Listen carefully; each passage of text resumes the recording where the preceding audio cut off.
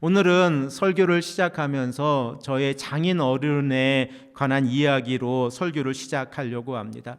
저희 장인 어른은 평안북도 강계가 고향이십니다. 우리 장인 어른께서 1950년 6월 25일 이 북한이 남한을 침입하기 바로 그 전에 서울에 계신 친척집을 방문하시기 위해서 평안북도 강계에서 서울에 잠시 내려오셨습니다. 그런데 내려오신 그 상황 가운데에서 전쟁이 발생을 했습니다. 이로 인해서 저희 장인 어른은 다시 고향으로 돌아가지 못하셨는데, 전쟁이 시작되고 난 이후에 여러 번 편지를 보내셨지만 그 편지는 전쟁으로 인해서 고향집에 전달이 되지 못하였습니다. 또한 우리 장인 어른의 아버님께서는 피난을 길로 남한으로 내려오셨는데, 어머님께서는 아들이 다시 고향으로 돌아올 수 있다는 희망을 가지고 그 강계에 남으셨습니다. 이로 인해서 저희 장인 어른께서는 전쟁으로 인하여 이산 가족이 되셨고, 어머님을 향한 그리움을 가지고 평생을 사셨습니다.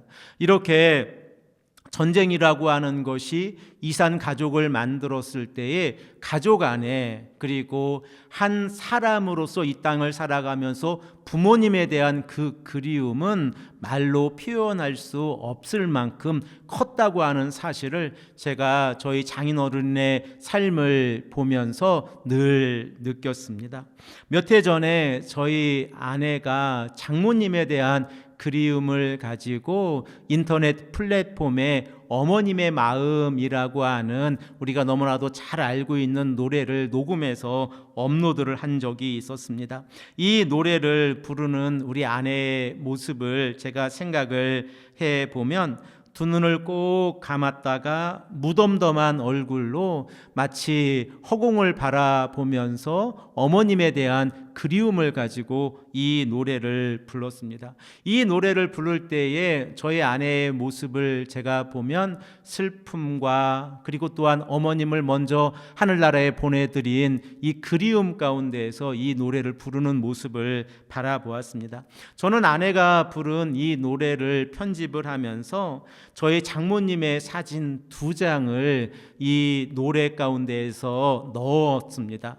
첫 번째 사진은 아주 가난한 시골집 처마 밑에서 분홍색 한복을 입으시고 하얀 고무신을 신으신 저희 장모님의 모습이었고, 두 번째 사진은 추운 겨울에 보자기로 얼굴을 동여매시고 대야에 물을 담아서 빨래판을 그 대야 안에 넣으시고 찬 물로 손빨래를 하시는 모습입니다. 그 사진을 바라보면서 자식을 향한 사랑, 그리고 그 사랑으로 인해서 그 사랑이 다음 세대에 전해진다고 하는 사실을 우리가 너무나도 잘 알고 깨닫게 되었습니다. 우리가 매년 부르고 있는 어머님의 마음이라고 하는 이 노래는 양주동이라고 하는 분에 의해서 작사가 되었습니다. 이 양주동에 의해서 작사되어진 어머님의 마음의 2절의 가사를 보면 이렇게 기록이 되어져 있습니다. 어려선 안고 업고 얼러주시고 자라선 문 기대어 기다리는 맘, 알을 싸 그릇 댈 싸 자식 생각에 고우시던 이마 위에 주름이 가득, 땅 위에 그 무엇이 높다 하리요, 어머님의 정성은 지극하여라. 제가 아내와 결혼을 하고 장모님 댁에 일주일에 1번, 2번 정도 매번 갔습니다. 그리고 함께 장모님과 장인어른과 식사를 나누고 집안일을 돌보았는데, 딸과 사이가 집에 간다고 전화를 드리면 매번 문 기대어 기다리고 계셨던 어머님의 그 모습이 기억이 납니다. 사이가 보다 큰 꿈을 가지고 유학을 떠난다고 하였을 때에 그 어머님의 마음이 어떠셨을까 생각을 해 봅니다. 어머님께서는, 저희 장모님께서는 늘 저희 아내에게 이렇게 말씀하셨습니다. 유학 끝나면 꼭 한국에 와서 시아버지 꼭 잘 모시고 살아라, 이렇게 당부를 하셨는데 그 약속을 지키지 못하고 이곳에서 살아가고 있습니다.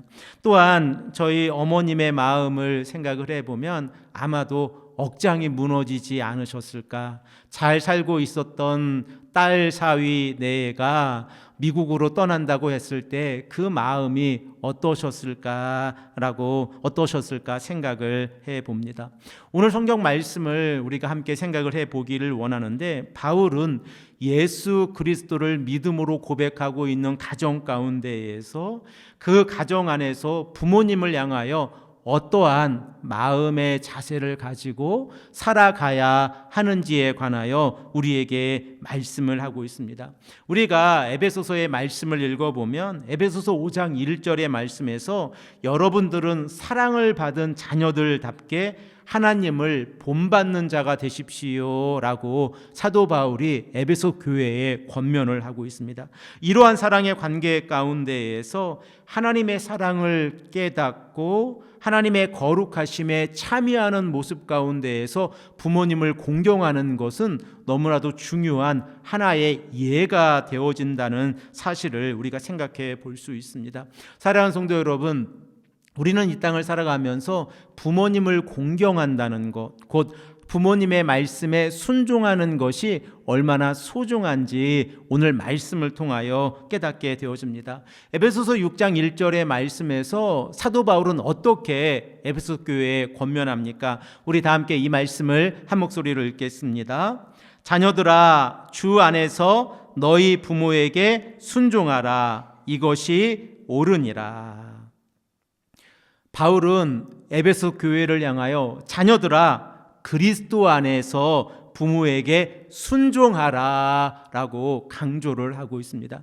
특별히 우리가 순종의 개념에 대해서 잠시 생각을 해 보기를 원하는데, 1세기 이 기독교 공동체 안에서, 그리고 로마의 공동체, 로마의 사람들에게 있어서 이 순종이라고 하는 단어는 두 가지 의미를 가지고 있습니다. 첫 번째 의미는 상대보다 자신을 낮은 위치에 배치를 하고 상대를 높여주는 것입니다. 이러한 모습을 통하여 순종이 이루어지는 것인데, 에베소서 5장 21절의 말씀을 우리가 생각해 보면 그리스도를 경외함으로 서로 순종하십시오 라고 사도 바울이 말씀하고 있는데, 이 모습이 바로 이러한 모습입니다. 상대를 대할 때에 그리스도를 경외함으로 이 상대를 자신보다 높게 대하는 것, 이것이 순종의 모습이라고 하는 사실입니다. 그러면 오늘 본문 말씀 6장 1절에 기록되어져 있는 순종이라고 하는 것은 어떠한 모습입니까? 사도 바울은 자녀들에게 그리스도 안에서 부모님에게 순종하라 라고 말씀을 하고 있는데, 이 순종하다라고 하는 헬라어적인 의미는 아래에서 겸손하게 듣다라는 의미를 가지고 있습니다.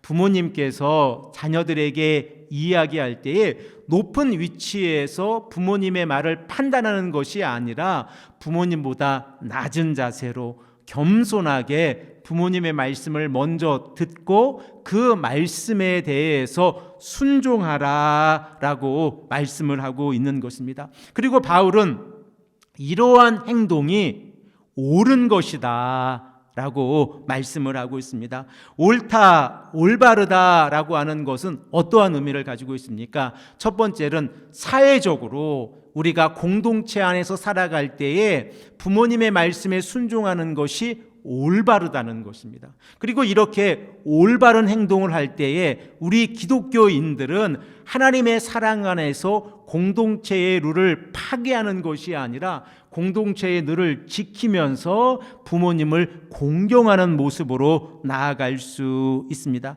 그리고 두 번째로 올바르다라고 하는 이 헬라어의 의미를 생각을 해보면 너무나도 중요한 의미를 가지고 있는데 의롭다는 것입니다. 우리가 예수 그리스도를 믿음으로 하나님 안에서 의로움을 얻었지 않았습니까? 그 의로움이 우리가 부모님을 공경하는 모습 가운데에서도 나타난다고 하는 사실을 우리가 말씀을 통하여 생각을 해볼 수 있습니다. 그래서 사도 바울이 이 동일한 내용을 골로새서 교회에 편지를 보내는 그 내용을 생각을 해보면 부모님을 공경해 드리는 것이 기쁜 일이라 라고 말씀을 하고 있습니다. 우리 다 함께 골로새서 3장 20절의 말씀을 한 목소리로 읽겠습니다. 자녀들아, 모든 일에 부모에게 순종하라. 이는 주 안에서 기쁘게 하는 것이니라. 아멘. 바울이 이 골로새 교회에 편지하고 있는 내용을 생각을 해보면 자녀들아 부모에게 순종하라 라고 언급하고 있지 않고 자녀들아 모든 일에 일상을 살아가는 모든 일 가운데에서 부모님의 말씀에 순종하라, 주 안에서 순종하라 라고 권면하고 있는 것입니다. 그리고 이 일이 주 안에서 기쁨이 되는 일이다 라고 사도 바울은 골로새 교회에 편지를 하고 있습니다.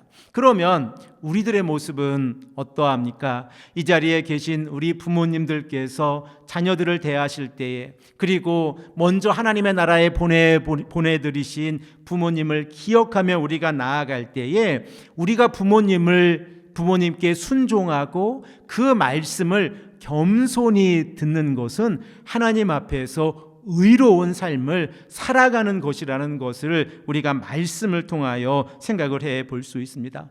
바울은 부모님을 공경하는 이 의미를 10계명의 5번째 계명과 연결해서 오늘 본문 2절의 말씀에서 언급을 하고 있습니다. 그리고 2절과 3절의 말씀을 우리가 생각을 해보면 부모님을 공경하는 것이 얼마나 중요한 의미인지를 생각해 볼 수 있습니다.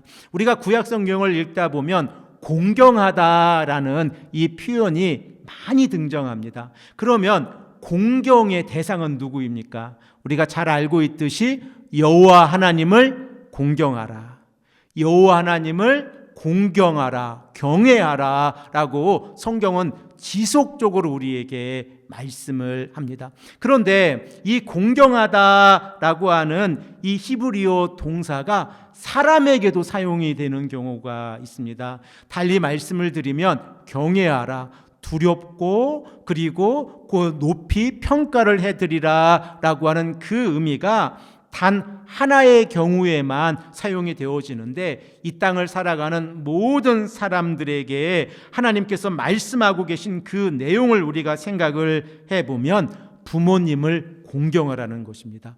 하나님을 공경하듯이 부모님을 공경하는 것이 하나님 앞에서 올바른 뜻이다라고 우리에게 말씀을 하고 있습니다. 그러므로 우리가 이 땅을 살아갈 때에 부모님을 공경하는 모습은 하나님 앞에서 올바른 모습입니다.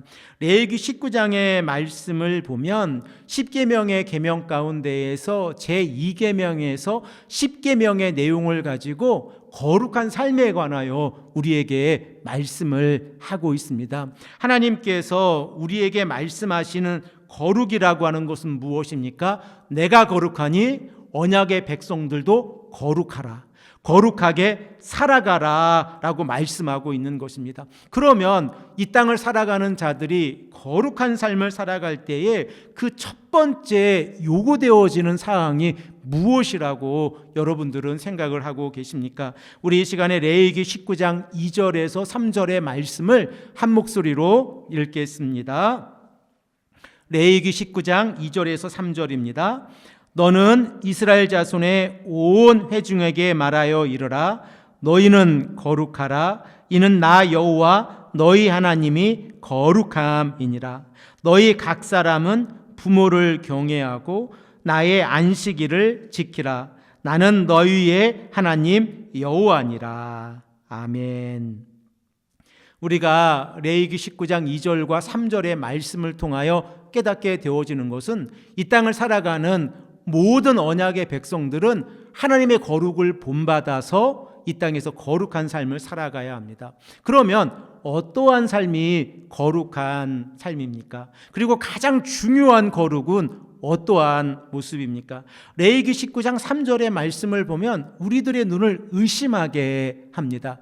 그 이유가 무엇입니까? 우리는 안식일을 거룩하게 지켜라, 이것이 하나님 앞에서 거룩한 삶이다가 먼저 나올 것 같은데, 모세는 레위기 19장 3절의 말씀에서 각 사람은, 우리 모든 이 땅을 살아가는 모든 사람들은 부모님을 경외하라, 이것이 거룩하다는 모습이라는 것입니다. 그리고 나서 말씀하고 있는 것이 안식일을 거룩히 지켜라 라고 말씀을 하고 있습니다. 왜 모세는 레위기 19장 3절의 말씀에서 하나님의 거룩한, 우리에게 허락해 주신 이 안식일을 먼저 지키라 말씀하시지 아니하고 부모님을 공경하라, 이것이 거룩한 삶이라는 것을 먼저 말씀하고 있는 그 이유에 관하여 우리가 생각을 해보면, 하나님의 거룩한 성품을 본받아서 이 땅을 살아가는 성도들이 부모님을 공경하는 삶을 살아갈 때에 이 공경의 모습을 통하여 여호와 하나님을 예배할 수 있다는 사실을 우리가 깨닫게 되었습니다. 사랑하는 성도 여러분, 우리는 이 땅에서 어떻게 살아가고 있습니까? 하나님께서는 이스라엘 백성들에게 진실함과 성실함을 가지고 여호와 하나님을 경외하는 삶을 살아가라 라고 말씀하고 있는데, 이와 동일하게 진실함과 성실함을 가지고 부모님을 공경하라 라고 말씀하고 있는 것입니다. 이렇게 우리가 하나님 앞에서 부모님을 공경하는 모습은 거룩한 모습이라는 것을 말씀을 통하여 깨닫게 되어집니다. 그러면 자녀들이 부모님을 공경한다는 의미는 무엇입니까? 우리가 구약 성경의 히브리어 성경을 헬라어로 번역한 72년 성경을 우리가 생각을 해보면, 공경하다라고 하는 이 히브리어 동사가 카베드인데, 이 단어를 헬라어로 번역할 때에 티마오라고 하는 이 동사를 사용합니다. 제가 이 동사를 사용하는 것을 주목하고 있는 이유는 티마오라고 하는 이 동사가 가지고 있는 중요한 의미 때문에 그렇습니다. 티마오라고 하는 이 헬라어 동사가 가지고 있는 가장 중요한 의미는 상품의 가치나 상대의 가치를 가장 최우선으로 높게 평가하는 것입니다. 그러면 성도가 이 땅을 살아가면서 부모님을 공경한다고 하는 것은 무엇을 의미합니까? 부모님의 가치를 이 땅에서 살아가는 그 어떠한 세상의 가치보다 높게 평가하는 것입니다. 여호와 하나님을 경외하는 자들이 부모님을 경외하고 부모님을 공경한다고 하는 것은 부모님의 가치를 높게 평가하는 것입니다. 여호와 하나님을 경외하듯이 여호와 하나님께서 우리의 구원자가 되신 이 믿음을 고백하며 신앙생활하고 있듯이 부모님을 높이 평가해 드린다고 하는 사실입니다. 이러한 삶을 살아갈 때에 성도들의 삶은 달라집니다. 왜 그렇습니까? 상대의 가치를 높이 평가할 때에 우리는 상대에게 대하는 태도가 달라지기 때문에 그렇습니다. 특별히 부모님의 가치를 높이 평가해 드릴 때에 우리는 부모님을 대할 때에 그 부모님을 대하는 태도가 달라지고, 그리고 부모님을 향한 공경의 모습이 나타난다고 하는 사실을 우리가 말씀을 통하여 깨닫게 되었습니다.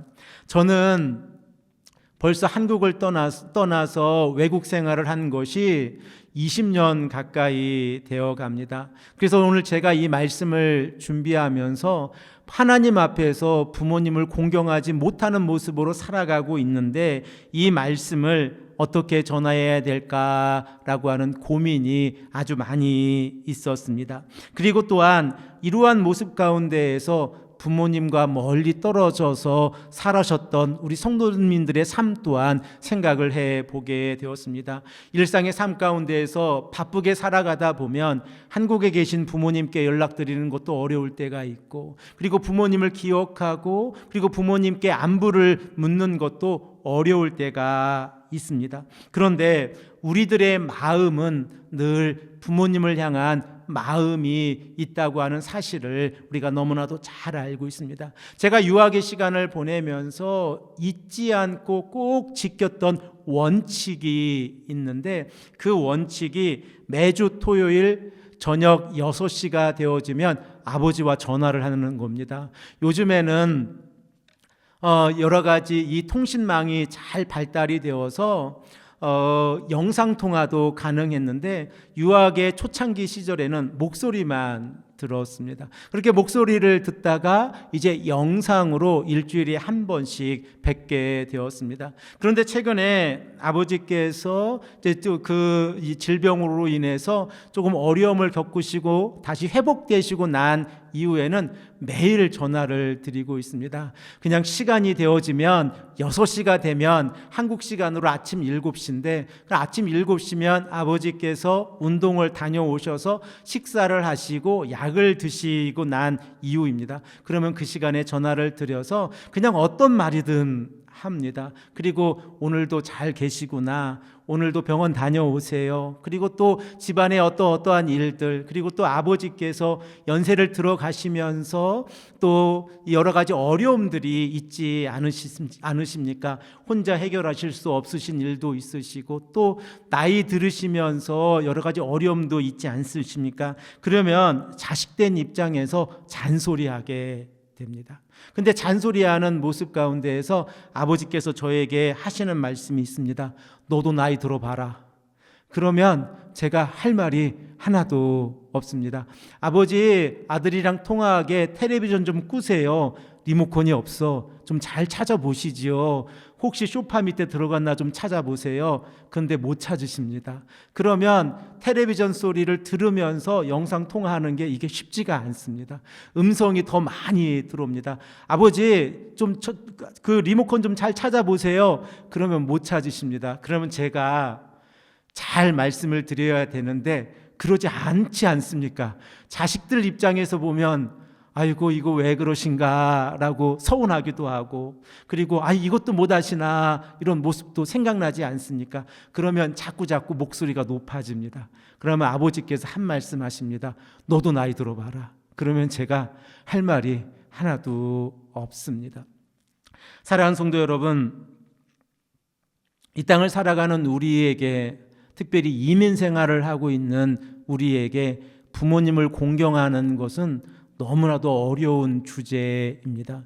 그리고 5월이 다가와서 이 부모님 주일을 맞이할 때마다 저 또한 설교를 할 때마다 부담이 굉장히 많이 듭니다.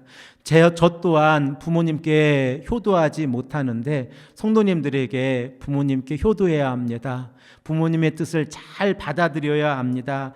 이것이 약속이 있는 첫 번째 계명이고 이 땅에서 장수할 수 있는 비결입니다 라고 성경이 우리에게 말씀하고 있는데, 이 말씀을 전하기가 두렵습니다. 그러나 우리가 이 땅을 살아가면서 부모님을 공경하는 것은 그 뜻을 잘 받아들이는 것입니다.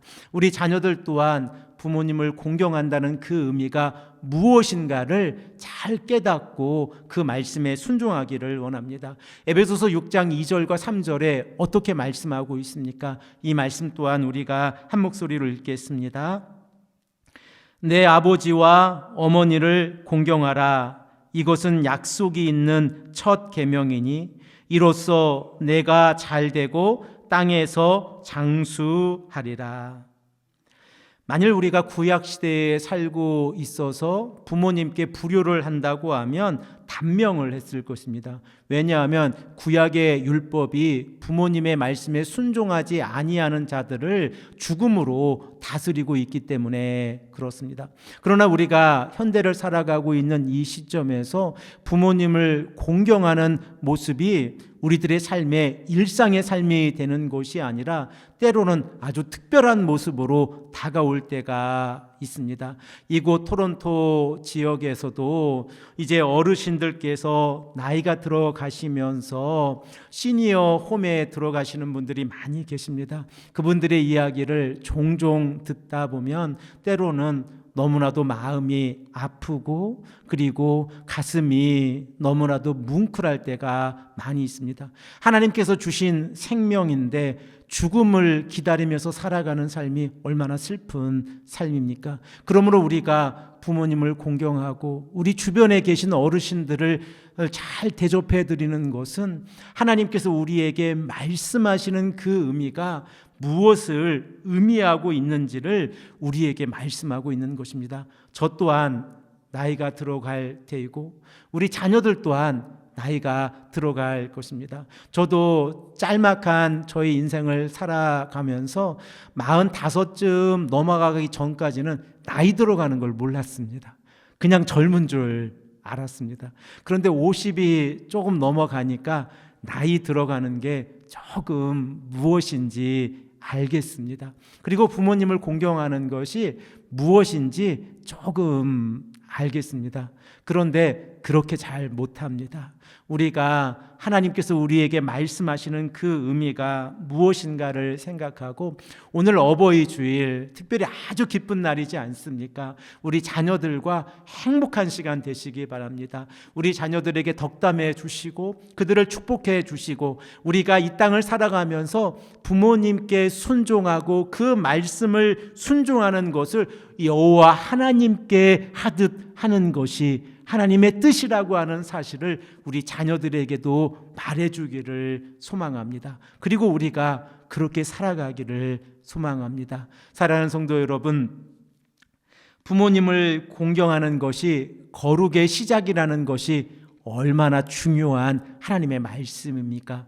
우리가 부모님의 말씀에 순종하고 부모님을 공경하는 것이 거룩의 시작입니다.